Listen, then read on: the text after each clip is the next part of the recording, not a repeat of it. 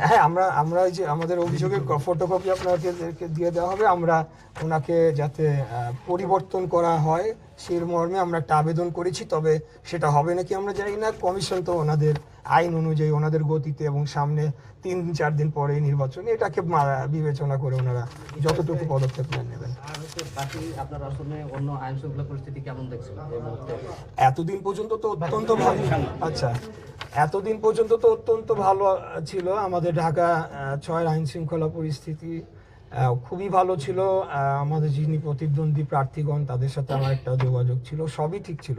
কিন্তু হঠাৎ এই ঘটনা ঘটাতে মানে এটা আসলে কোনোভাবেই মানে কাম্য ছিল না। তবে বেশ আরও 3-4 দিন আগেই এই বিষয়টি আমার কানে আসে, কিন্তু তখন আমি ভেবেছি হয়তো বা এটা একটা অ্যালিগেশন দেওয়ার জন্য অনেক সময় হয় না, সেটা হবে। তো এটা নিয়ে আমি আর বেশি মানে সেটা নিয়ে আর বেশি ইনভেস্টিগেশনে যাওয়ার চেষ্টা করিনি। কিন্তু যখন অনেকগুলো সূত্র থেকে আসে তখনই আমি বাধ্য হয়ে আমি থানাতে অবহিত করেছি আর কি।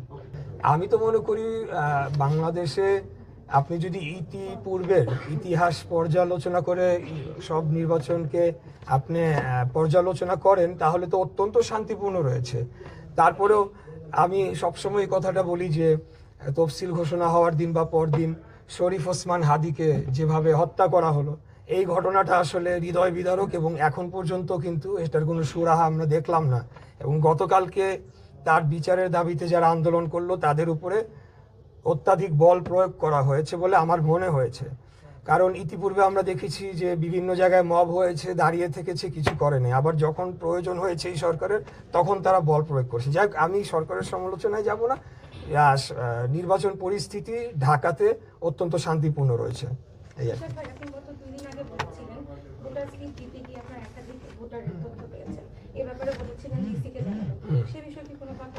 জি, এই বিষয়ে আমাদের 2টি বিষয় আমাদের পরবর্তীতে নজরে এসেছে। সেটি হলো যে অ্যাপটা আপডেট করার একটা বিষয় ছিল, সেটি আপডেট হওয়ার পরে আরেকটু নিখুঁতভাবে এসেছে। কিন্তু তারপরেও আমরা দেখছি যে বেশ কিছু হোল্ডিংয়ে 15 জন 20 জন করে এক্সট্রা ভোটার, যেটা বিগত আওয়ামী সরকারের সময় এগুলো করা হয়েছিল।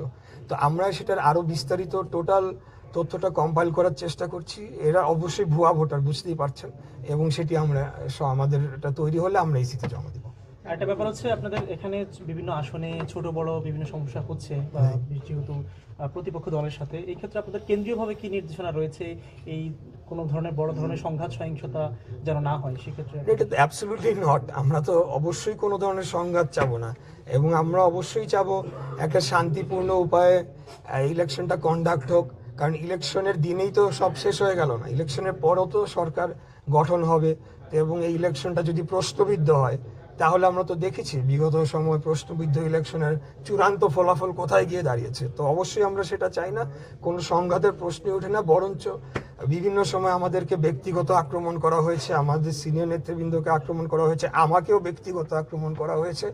শুধু আমাকেও না, আমার মৃত বাবাকেও এখানে টেনে নিয়ে আসা হয়েছে। তারপরেও কিন্তু আমরা সেগুলো ভ্রুক্ষেপ করি নাই, কারণ আমরা মনে করছি যে এটা টোটালটাই একটা নির্বাচনকে প্রশ্নবিদ্ধ করা, একটা ডিস্টেবিলাইজ করার দেশকে একটা ষড়যন্ত্র। তাই আমরা সেটিকে প্রশাসনের ভূমিকা কোথাও কোথাও আমরা বলবো যে তারা নিরপেক্ষ ভূমিকা নিয়েছেন। আবার যেমন পরশুদিনের যে ঘটনাটা, সূত্রাপুর থানার ঘটনাটি আপনাদের সামনে বললাম, সেখানে তো আবার কোনোভাবে নিরপেক্ষ তো বলাই যেতে পারে না, বরঞ্চ বলা যেতে হবে এক প্রকার সহযোগিতাই, একটা ক্রিমিনাল অ্যাক্টে সহযোগিতাই করা হয়েছে ঊর্ধ্বতন একজন থানা কর্মকর্তার কাছ থেকে।